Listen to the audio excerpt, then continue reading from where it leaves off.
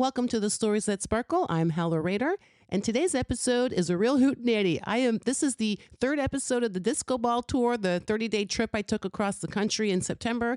This is my one and only conversation I have in Memphis, and the woman I sit down with is Gale, and I've decided that she is my new spiritual mom. She is a freaking delight. She's hilarious. She's definitely younger than me, y'all, just so you know, but we talk about things like dating, how to have fun. She totally turns the tables and interviews me and points out quite astutely and accurately what an overthinker I am. So yeah, we have a real ball because, as Gale says, if we're not having fun, we're not doing it. And this episode is a ton of fun.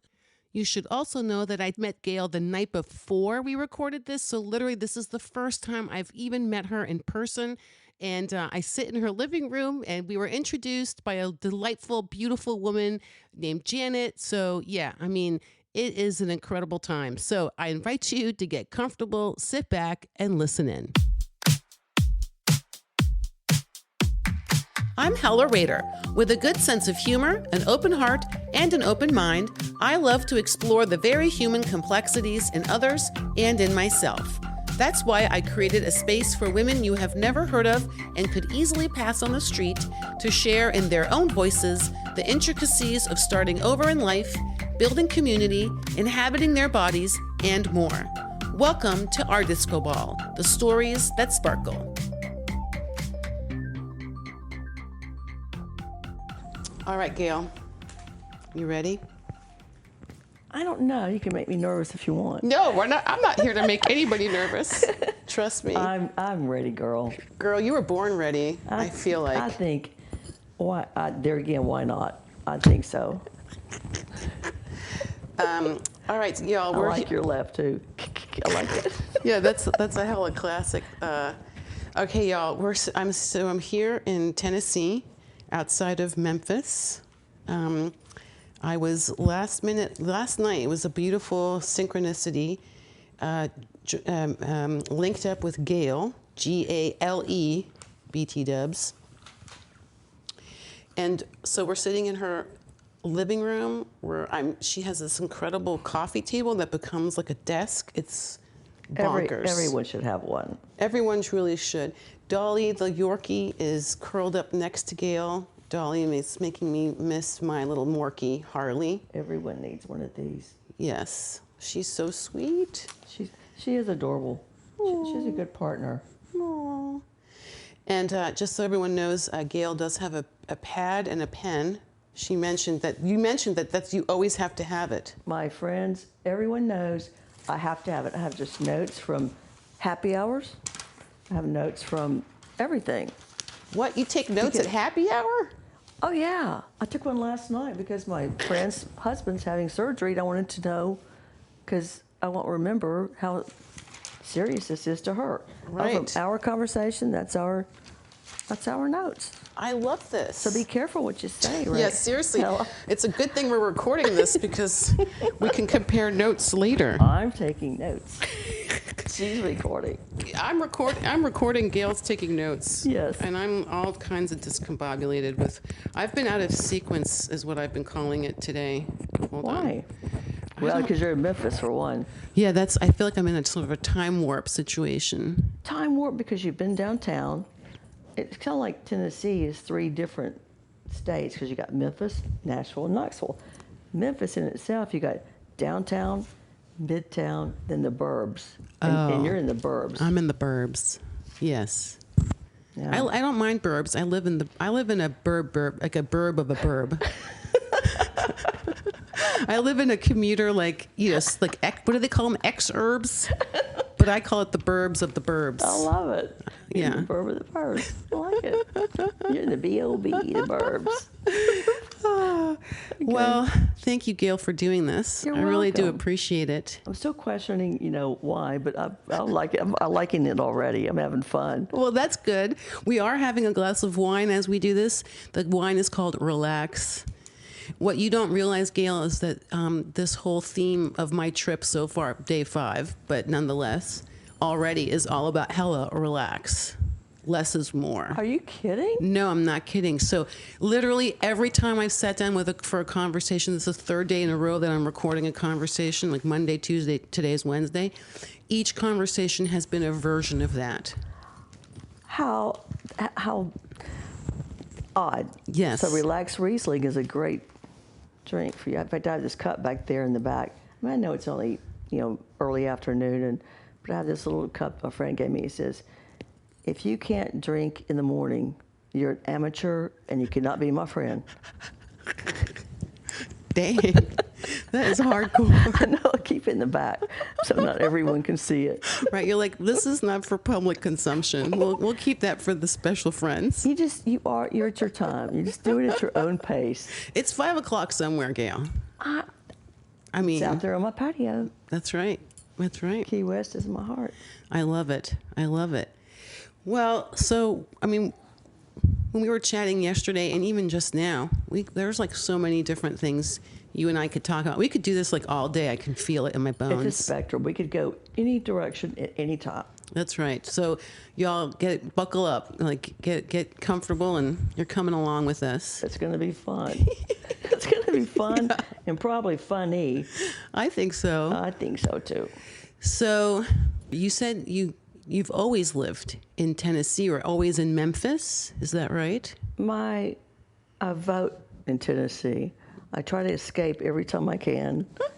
No offense, Tennessee. I live in Memphis, #1 crime capital of the world, and there's a lot of bad things about it. There's a lot of great things about it as well, but I do try to get out as much as I can. My daughter moved out west to Sun Valley, Idaho 20 years ago. So at least go out there at least once a year, and then we'll kind of target off from there, go to Washington or Seattle or same place, but down California. Last year, our vacation was to Mexico. And then I also like to just go visit friends. But a lot of times, like you, Hella, I like to take out in my car with my little baby here and go to Key West. I'll start driving. I just drive down the long way and stop, in Venice, Florida or somewhere, and just talk to people. And I've had just the most incredible experiences that no one else understands. Right. And you can't describe them to anyone. No. And they kind of look at you funny, but it happens. I know it happens, but that's what I like to do as well. Yeah. Well, it's interesting you should say that, because last night I was having a whole chat with the valet at the hotel, Kendrick. He's 23. And I told him, hey, you're an old soul. And he's like, yes, I am. I'm like, see, I could tell. And we had a whole chat. I'm like, you can't, how do you explain that to people? Wow. You can't. And I'm like trying to make content, blah, blah, like video. I'm like, no, you can't capture that on video. Those are conversations that happen as you're just bopping around, if you're just talking to people. And they're just for you. They Yes. land up right here in your heart. And you just remember those people, and they come back to you at the oddest times, Hella. That's true. It is. And the young people that have the old souls are so cool. Yeah. I find myself mentoring, children from 13 to 17 or 18. That's a real difficult time for most kids. They're trying to find themselves, and God help me if I can, but to talk to them and to listen to what they're doing is incredible. And if you could make an impact, and I always go back to wherever you can make that impact. I don't care if you're sitting in a bar and you're having one too many or something, but you're having that meaningful conversation. Go for it. Right? You never know what's going to hit them and make them maybe a better person in some way. That's right. Yeah, we never know the impact, positive impact that we're having. We may never know about it. Right. And yet it's happening. And then that person may be passing that on. I just love that. I do too. Yeah. So do you ever beat yourself up about anything and then look to someone else, maybe in a grocery store that comes up? For example, the other day I was at Aldi's and I was just looking for something different, and this lady's holding out this huge piece of salmon. I was going like, oh my God, it's a beautiful piece of meat. I just don't know how to cook it. And that woman took her time and she just talked to me. I mean, eye to eye I know it sounds silly, but she was so sweet. It was like 4 pats of butter, And she would look at me like, Are did you get that? Did you have your notepad with you? No. Oh, no. I know. I still carry a fanny pack. I can't put everything Right, in there. your notebook's too big for the fanny pack. I have to have a yellow legal pad. That's right. Okay, so she told you how to cook the salmon? And she did. And then she says, I hope you enjoy it. It was just very nice. And just little things like that. I don't really look for things back, but I do try to, give. And I just give because I need to get out among people. Yeah. But I find myself, inside a lot. Yeah.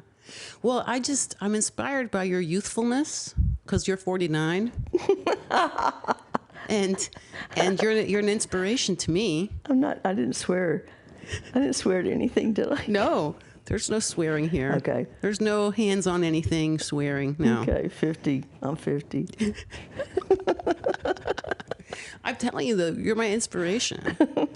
So thank you for doing you the way that you do it. Very nice. So You made my day already. oh well. I'm just having the best I time. want to hear. I just want to hear. She's got a great giggle. It's like when she starts doing that. She's giggling. She wants to giggle. Yes, I but do. She's holding it in. It's like, I know. Yes, you're right. I'm trying to restrain myself, but it's very difficult. So it's going to be hard from here on out. I know. So what do you want to talk about? So I wanted to talk to you about the dating thing. Because I'm curious about that. As someone who's divorced after a 20-year marriage, 5 years divorced now, currently in a relationship that's still like, scary sounding. Good scary, but scary sounding. The word dating is scary. Yes. It is, because we were in a relationship. I was in a relationship as well if you put them together, for 21 years. So you're with someone, if you feel like you don't have to worry about what you're doing. You're just yourself and everything else. But I have learned that just being myself and being out with other people is the best way to go. Who knew that? We thought we had to walk on eggshells and do all that BS, to make someone else happy. We weren't even thinking about us. Were we? Were you? No, well, that's what I'm saying. But that's what I did for 20 years in my marriage. Yeah. I walked on eggshells thinking I had to be whatever. I don't know. Yeah. Someone not me. You didn't want to make them upset. You wanted to make sure, okay, what's for lunch? What's for dinner? What are we going to do? When you're single, I've been single now for, 20 years. Wow. Yeah. I lived with a guy for 10 years, and he was pretty free spirit. And I could do what I wanted to, but I was going through a traumatic time at that time. I lost my mom, my dad, and my son all while living with him. And he was, whoa. Yeah. And he We're was like, how many years apart did all those losses occur? My mother passed away in 2009, and then I was living with this guy, and then my dad passed away in 2013. 8 months later, my son passed away traumatically from a heart attack. He was in Air Force. He was in the Air Force. He was a major in the Air Force. So this guy was a soft cushion to land on. There was no get over it or anything like that. He was a very soft place to land. And we're still very close. We still see each other and we watch movies together and everything like that. No intimacy. So right now, dating for me is being with men that I enjoy their company. If you put all 4 or 5 of them together, I don't think they would match up to what I really want. You're like, I've diversified. I have diversified the things. Exactly. Yeah, because not one person generally can't be all the things. No, because you can't go to a concert with one of the people, but you can go to football games with the other one. You can watch movies with the one. The other one gets tired of sitting still, and then you've got just different personalities. Right. But they all understand that there's no permanent thing going on here, except for this new date today I'm a little nervous about. Okay, so, y'all. So after we do this, Gale is going on a first date. With a guy I've known for a long time. So how did this become a first date situation? Well, because he was a customer of mine. I was in medical sales. Oh. He was a physician, but he was primary care. I was in cardiovascular. And so there was like 4 of us that would get together. It was 3 guys and me. I've always been a guy's girl. Right. I don't have to have intimacy or anything like that. There was no... So by intimacy, we're talking sex. Yes. You're not having a 4-way situation. No, okay, got it. We're just laughing. Laugh is a major factor of our relationship. So this guy and I mean, it's a young pharmaceutical. I'm talking like 30 years ago. I mean, the first drug I ever marketed was Quaalude. Whoa, that was legally. That was a legal thing? For occupational hazards, yes. What does that even mean? Occupational hazards? If you get hurt at work and your back hurts, you go get a Quaalude. Wow, and it was like a prescription? Yes. Holy smokes.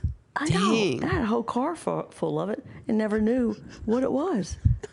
ZZ Top tried to buy our warehouse when we quit marketing it. Nuh-uh. Yeah. Really? ZZ Top was like called up and said, I want to buy your warehouse Yes. of Quaaludes. Wow. Anyway, so I called on this guy. I love voices. So I loved his voice. He was always so, like, hey, Gale, what you got, and everything. And I always liked him. Time goes on. Then I ended up calling a cardiologist, and one of my cardiologists was friends.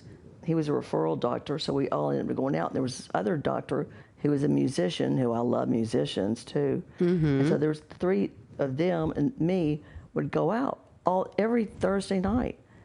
And we would just go wherever and have drinks and say goodbye and see each other in a couple of weeks or whatever. Well, 2 weeks ago, this doctor texted me and said, hey, so-and-so and I were talking about our times the other night and wondering how you're doing. I said, I'm doing great. He goes, well, I'm in a really good place now, and I was wondering if you would like to, get together. Well, that's a pretty good text. I'm in a really good place now. Would you like to get together? Mm-hmm. I said, well, I'm in a good place too. Maybe totally different connotation there, but sure. So today we're going to a late lunch. Wow. Haven't seen him in 4 or 5 years. Wow. So you're nervous about this one? Not as much as this. As doing this podcast, you mean? Oh my God, that's funny. You're like, I thought I was nervous about the date. Now I'm really nervous about this whole thing. Not as much as telling about it, because oh, got it. Yeah, because these people still exist, and Sure. Well, this is all very anonymous. I mean, And I did tell him last night after I talked with you and everything. I said, hey, I've got this. Believe it or not, my life is so weird, because everybody knows my life is weird. Keep up every week because something weird has happened. And so I said, they got this podcast thing. He goes, well, just let me know, 3:15, whatever. So he was sounding pretty easy to get along with too. Wow, he really wants to make it easy to get together. Oh, don't say that. You're just trying to make me nervous. Okay, enough of that. Okay, I have some follow-up questions. I knew you would. I mean, I want to come back around to the dating thing. We don't have to linger here too long, but I'm just curious. I mean, that's a lot of loss, and losing a child. Mm. I did have a woman on the podcast. We spoke about that at great length. Mm. And also kind of her son, Luke, died in a motorcycle accident. So it was also kind of out of nowhere, so to speak. I mean, she felt she had some knowings ahead of time, but still. It had was some what? Like knowings, like she just knew in her gut, like something was up. Wow. Yeah. Nope. Mom was like... Wow, really? Yeah, stop against the wall. Yeah, I had no idea. Mm-hmm. Yeah, so her son passed away. He was young. Yeah, he was young. He had just had a child, his first child. So there was a lot going on. Very sad. So, so I just coming out, and you said you were with somebody who was there for all these losses, and I love that, a soft cushion. He was a soft place to land, and there was never any questions, and there was never any pressure. cover you up with a blanket if you're lying. He was just very a soft place to land. Aw, I love that. I love that. Yeah. So did you like, but then at some point, I mean, I can feel I had to lay in bed and have someone put the covers over me. Just like, don't want to be out of bed right now. What got you back out of bed and back into life after all that? Oh, wow. That's a great question. I have a huge, huge support system. I've got so many girlfriends and some guy friends too, that they didn't keep me too busy. It wasn't like we have to, but they made sure that I was there if I needed to get out and do something. I revisited where this all happened, and I kept revisiting old places by myself, and I found myself again. I found it again, and it didn't come from family or friends at that point. Once I got away from the family and friends, I started taking that journey by myself. A lot of journey down to Key West, all the way out west, all the way down south, and then back up. I found it. I came back and I had a realization that new normal, life goes on. As painful it is, I think about him every day. I thought about him today. And I have a picture just so I will think about him every day. His scars from the military are there. There's a picture over there that reminds me of him. You can't see it, but it's when I was totally at a loss, I went back to Key West because I was loving that peacefulness I found in Key West.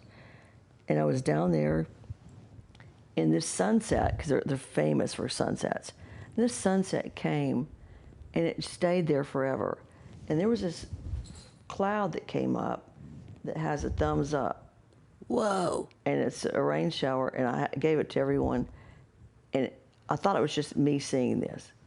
But no, it stayed there for so long, Hella, that I took major pictures of it. Wow. And this picture is so phenomenal. And I knew that my son Jeffrey was saying, Mom, I'm cool, I'm good. Wow. That's incredible. It is incredible.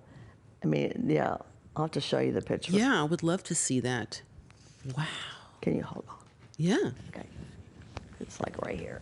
Let me go grab it for you. Here, let me unclip you.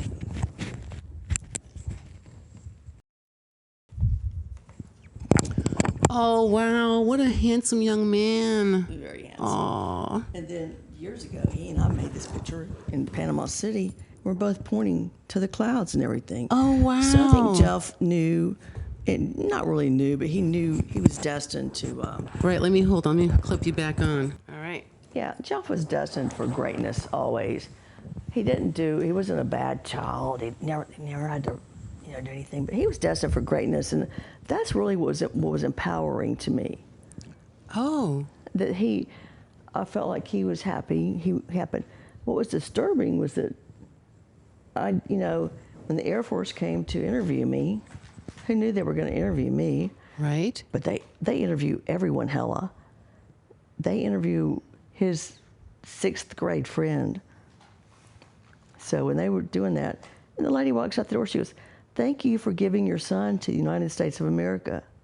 I said, "Oh, no way. I didn't sign anything." Right. I didn't sign him away. No way. Wait a second, hold on. Was the statute of limitations on this one? No.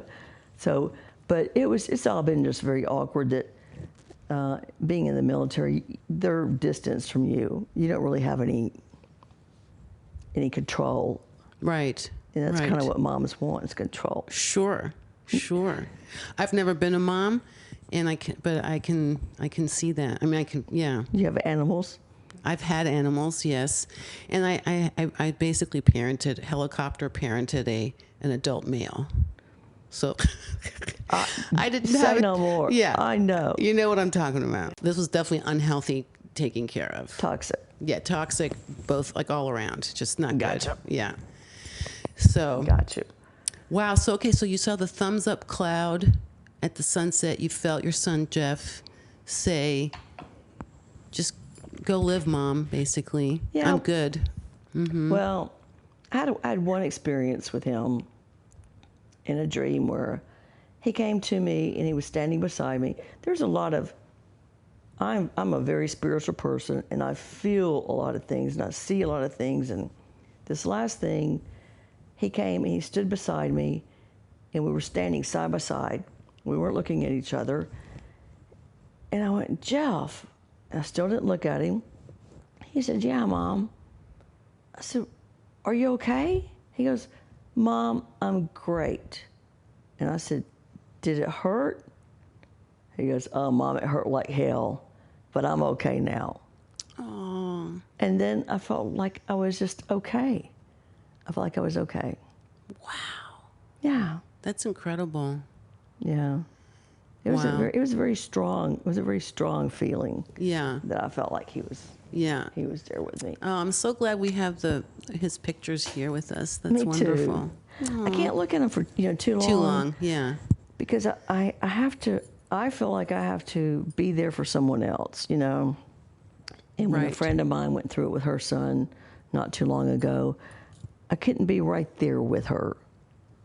And there is nothing, Hella, that you can say Right.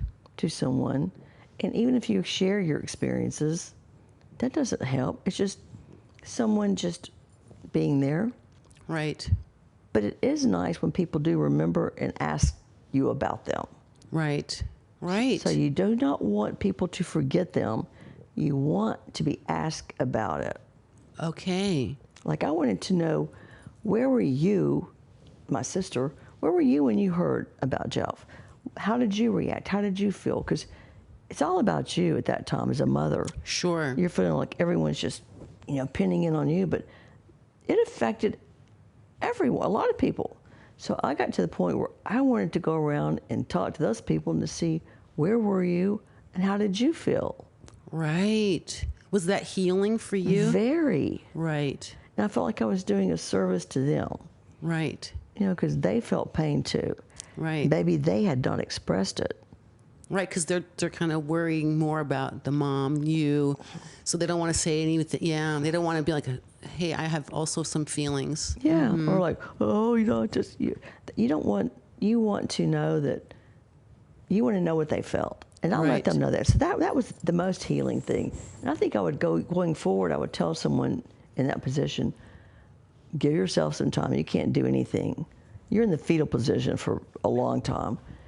Then you just ask them, where were you? And what did you feel and what do you miss? Right. So, Oh, I love that. yeah, I mean, it's true. Because you don't want anybody to forget. It's like, hey, I lost a son. You don't want to feel that way, but you want to know they lost a friend, they lost a cousin, they lost a brother. Because I wasn't really that fair to my daughter, who was having, cancer issues at that time. Right. Right. Wow. Wow, that's a lot. It was a lot. But you know what? Yeah. Hella, it's amazing. Mm-hmm. It's amazing what you can get through. Yeah. And it's amazing how things come out funny. And then I'm sitting here laughing at my situation today. Right. Right? Yeah, I know you're so radiant and joyful. It's incredible. It's so, I'm like I said, inspired by you.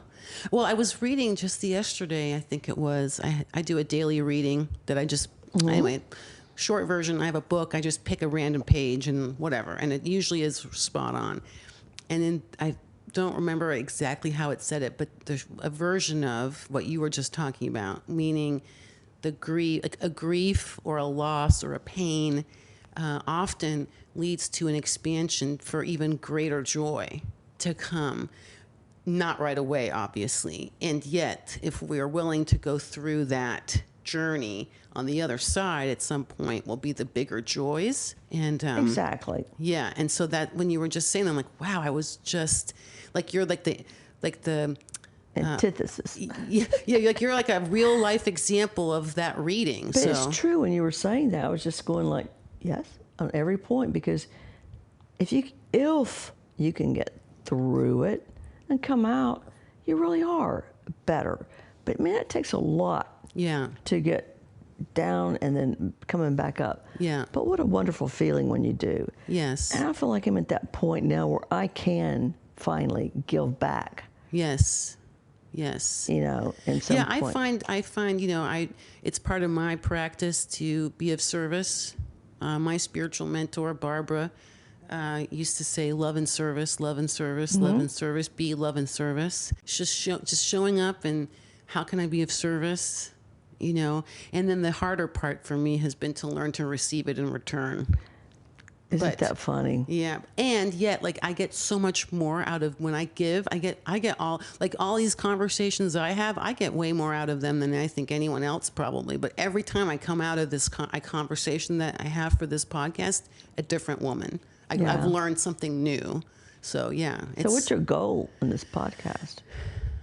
Good question. My goal is to get women's stories out there, to amplify women's voices, and to highlight different women's choices, because we're not all a monolith. We're not all the same, and our experiences may be similar, but but different, and different, and there's a lot of wisdom in all of that. So much wisdom. And I just want to hear. I want to hear more of those voices out there, and doesn't mean I have to. And of all kinds. Like, I have no opinion on the opinions, like, just that's that person's experience. So I just want to give voice to people, So women. what audience are you reaching?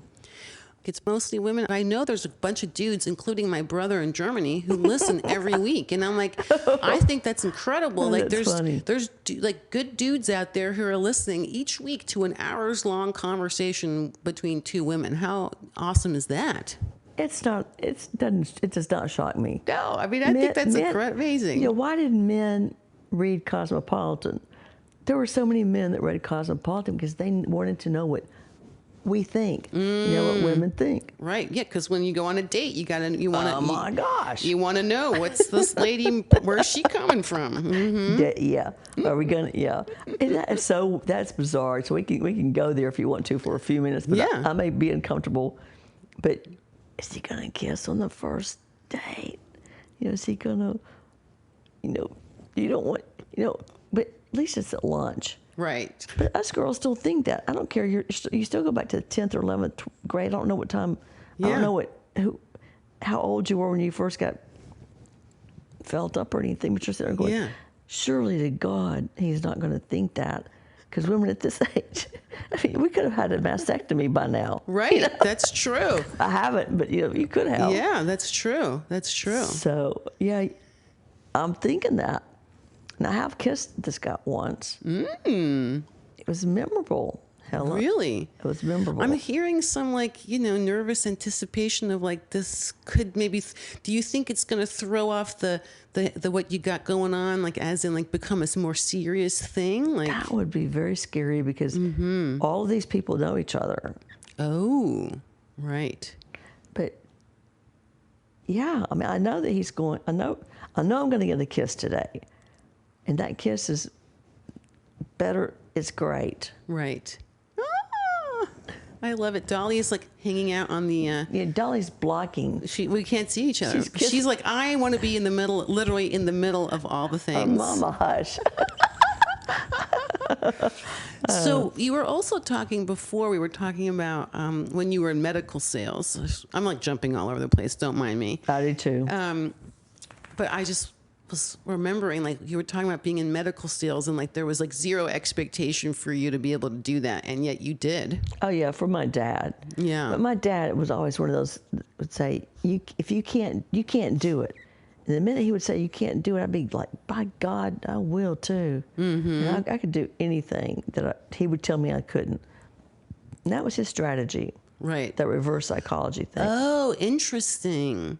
So he would tell me I couldn't, and I tell you what, I could. I raised 2 children from a year and a half until Stephanie was very young. She was 6 months old. My husband left when they were 3 and 1. Wow. So, yeah. And then for the next 8 years, I raised them from 3 and 1. Wow. My life with men, I'm not bitter. Right. I'm better. I love this. Not bitter, better. Okay, Yes. got it. Because there was a lot of things that could have made me bitter. Mm-hmm. But I still think men are awesome. They have their place. But, Right. Right. you know, it's more like mowing the yard and stuff like that. Fixing the toilet. Listen, I need a handyman. And if they can cook, a There you go. handyman. A handyman who cooks. Yes. That would be delightful, wouldn't it? Yes, I have a friend who has her husband. They never buy groceries. He buys their everyday meal. He gets up, he goes to the grocery store, buys their meal, comes home, and she will prepare it sometimes. Most of the time, he prepares it every I love day. it. Yeah, that's incredible. Yeah, Barbara's husband, I mean, he was the cook. He made, she was served lunch every day, lunch and dinner. Yeah. Yeah. I'm like, this is like, all right, check. Mm-hmm. Yeah. Making notes. See, what I like a man who likes to have company, have friends over, and then cook out. So they've got all the meat out there. The girls are in here doing whatever, and it's not like a chick, thing in the kitchen or anything. But I like for the guys to be. But I'm always out there talking football with the guys, I love it. I love that. I used to, I haven't in a long time, but I restarted. I used to listen to sports radio for no good reason. I don't actually follow sports, but I would listen so I could have like sports conversations with people and know what's up because I would have listened to them talking about it on the radio. So you don't follow a team? No, but I would know all the things about sports. It was really funny. Do you have a team? I knew you were going to say that. Who's your team? It used to be, I was always for the Denver Broncos as a pro team. Right. John Elway all the way because we went back-to-back Super Bowls. And then as a college team, everybody goes SEC, which means University of Tennessee. Mm-hmm. And there's a lot of people out there, but I'm not, a Tennessee fan. I'm from Memphis. Right. I'm sorry, but I am. Sorry, y'all. No UT here. But I love any kind of good football game in the college arena. Yes. I'm more of a pro team. Right. I always follow the quarterbacks. Right. The Joe Montanas of the world, John Elways. I love to go to a sports bar and watch football. Oh my God, I love this. Okay, next time I'm in town, hopefully one of these days, or we're maybe in a different town together. I will fly and meet you. Okay. Oh my, this is amazing. Or drive and meet you. I love this. Yeah. We'll go to a sports bar together. Girl, I want to see Gale at a sports bar. Oh my God. I want to see that. I love sports bars. Oh, I'm all about that. I love it. I do. So I don't know who I'm going to root for this year, but I told everybody at the beginning of this football season, football is back and I'm ready to go for it. I love it. Just got to pick a team. That's right. So you were saying earlier, one of the men you're dating, you go watch football with. Yes. That's your football date. Yes. Right. He's Memphis all the way because we have a great basketball team. So we do basketball. The Grizzlies and we got the college. Yeah, we got a lot of basketball here, and I like that too because we do have we have good bragging rights about that. Right. But I like football. Yeah. Interesting. I love the atmosphere. Right. The whole vibes of that. Yeah. What do you like? Do you like sports? I not really. I mean, I don't have a sport, but I can like hang and watch tennis or golf or football. I mean, I can watch them all. I'm not so much into basketball, I have to say. I'm not either. No. I'm not either. So. I understand. Yeah. But, okay, so I have now follow-up questions on like, how do you have, because I'm not a dater. I don't even know what a date, I don't even understand. I don't either. One time a guy took me on a date. This was like before I got married. I'm already laughing. Yeah, it's a good one. So, really nice guy.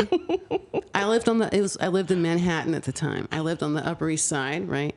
And we went out on a dinner date. How'd you meet? I don't remember, through work or something. Okay.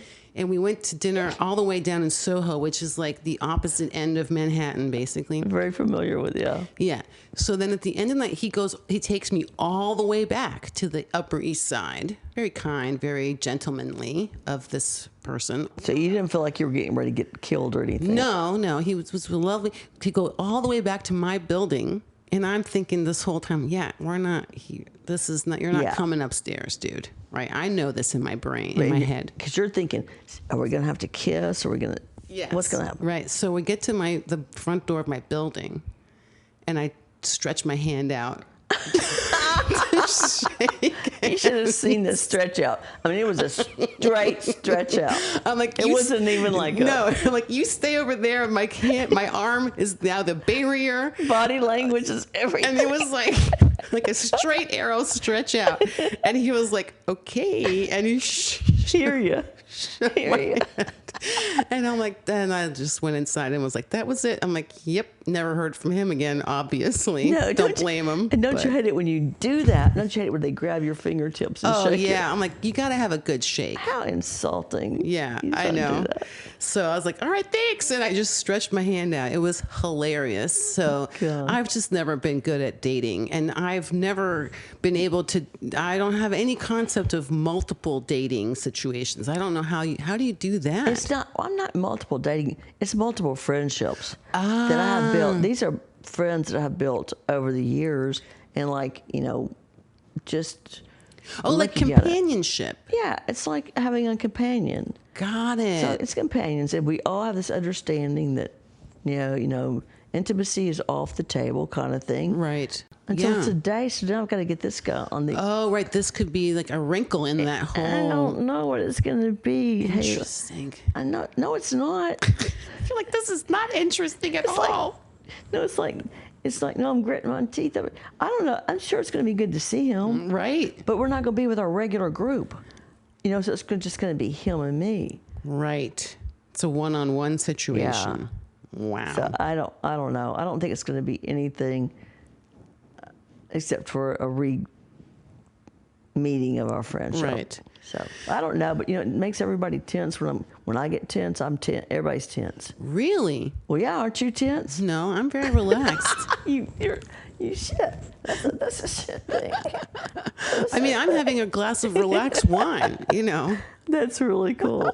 That's really cool. And there are very few times people go out on an actual date Right. anymore. Right. I can't think of anyone that I know that's been on an actual date. Well, I've had to ask people like, wait, is this a date? Are we on it? Like, I'm not, can you clarify? Like, I can see you doing that. what is this? You're over analytical, man. Yeah. It's like, where's this going on the first date? What category our of goal? activity is this? Is this a date or just a hang? Like, cause those are two different things. What's our goal here? What's our goal? I mean, are you looking for something? I mean, I'm not, Do I need to stretch my hand out at the end of this? Like, what's happening? And you are the control person because you're constantly looking at them going like, okay, what's that look for? Why is he looking at me like that? Okay, I'm going to go to the bathroom just to think about this.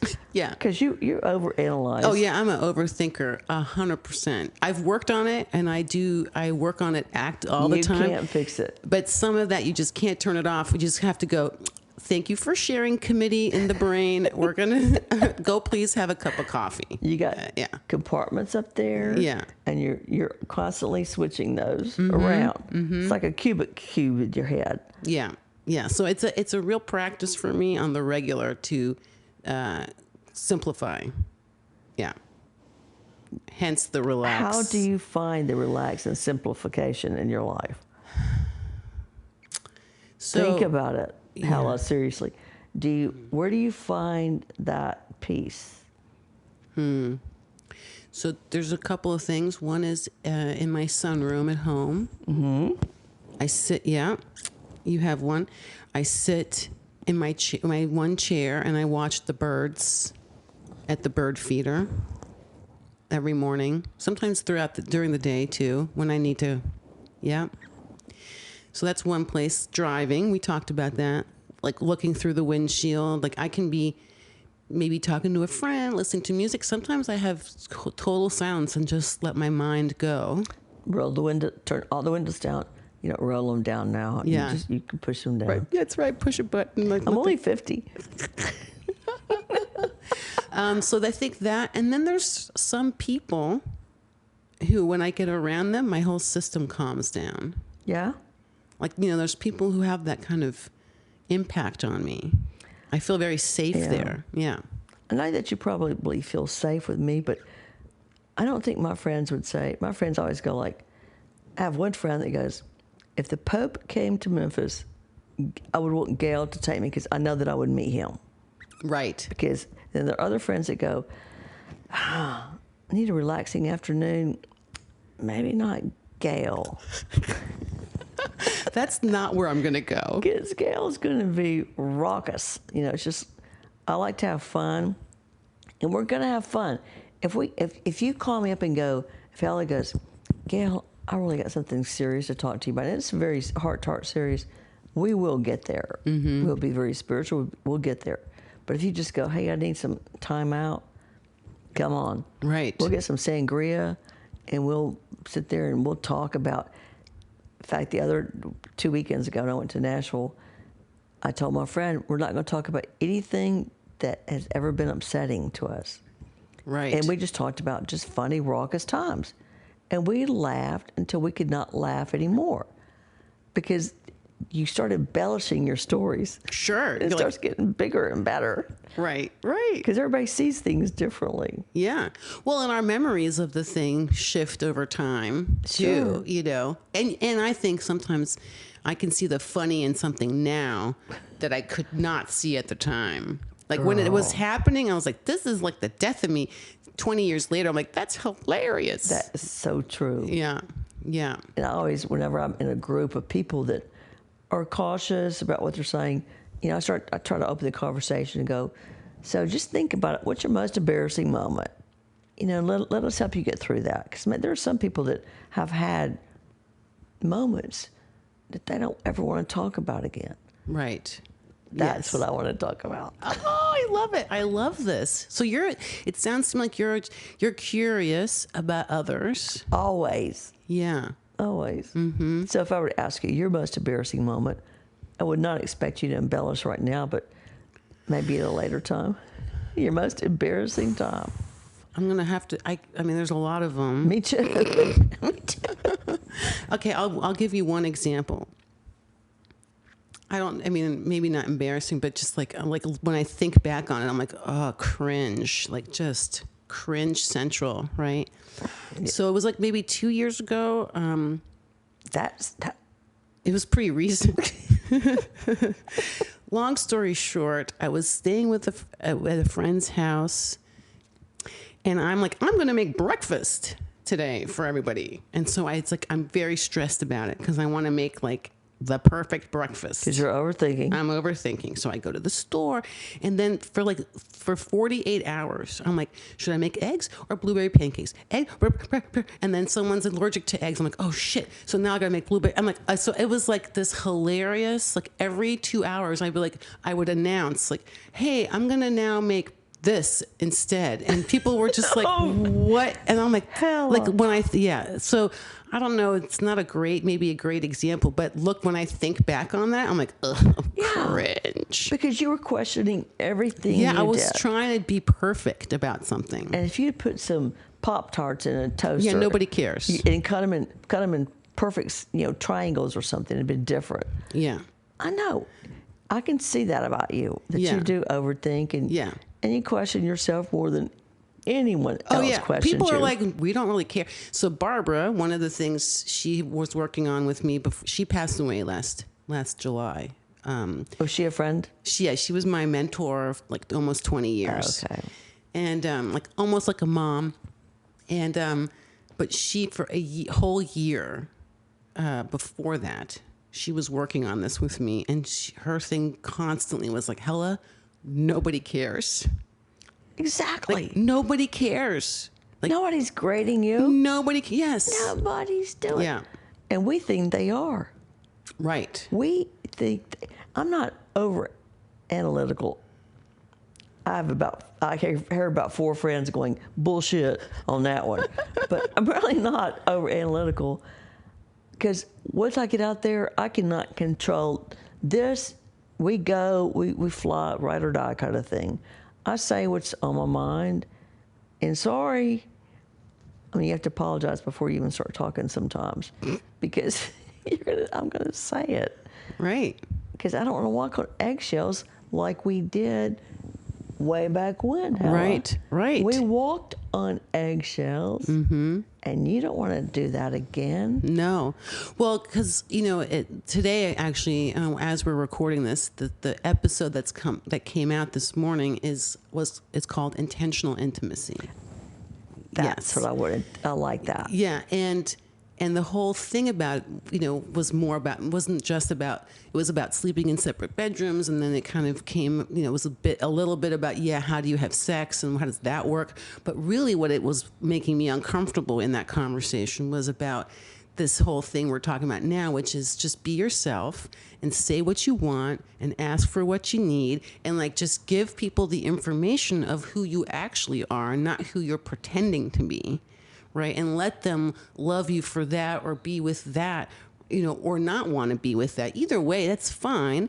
Right. But let it be based on the reality of who you are, not who you're pretending to be. And that's been a real work in progress for me. And, I think that's an age thing. Because when you're in that younger generation, you are trying to pretend to be somebody that somebody wants.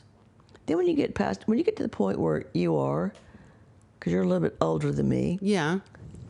I'm 52. I'm older than Gale, for sure. For sure. Make sure that Gale older than, younger than Hella. That's right. But, you get to that point where you don't care, but you do care. And so you're going, I feel like right now you're in an awesome position. Because I can see you just now getting ready to go. You're right here, and there's a hump, and then you come up to there, and you don't care what people think. No. You can be unfiltered and say what you want to say. That's where you start getting into trouble. But then you go over the other hump, and then you go, I don't care if I'm going to get in trouble. I'm going to say it anyway. And you just say, and you be yourself. And I think that's where I am right now. I just got in trouble this past weekend because I was unfiltered. I meant what I said, but I wanted to laugh about it. It sounds convoluted right now, and it was. But my filters are I would say I don't have very many. You're like, no more filters. Yeah. I don't have very many. And I think you're an awesome person. Thank you. And I'm glad to see you on this journey. It really empowers me to see someone, take that journey that I've taken and to go and reach out and talk to people that want to have a voice. I don't really need to have a voice, but I appreciate you taking the time to do that with me because it's funny. Yeah. And it's fun. And to me, if it's not funny or fun, I'm not going to do it, Hella. That's right. I'm not going to do it. I'm not going to get serious. I will get serious if it helps someone else, but I'm not. That's not my journey right now. Right. And I feel like yours is to bring out that person to be the person they want to be. Right. And it's cool. Aw, thank you. It's cool that what you're doing. Thank you. And I appreciate that. Thank you. So I cannot wait to see you on your journey. And I'm so glad that Janet, and she's miraculous at that. I mean, she's incredible. She can hook you up, not hook you up, but she just finds in her mind, she's constantly thinking about how she can, network with people. Right. And have other people network. Right. And she did a good job on this one. Yes, she did an amazing job. Well, because it was funny, I'm practicing flying a little bit by seat of my pants and not giving a fuck and basically just, woo, let's do this, I'm amazed. And just like, what's happening today? We don't know. I'm so happy.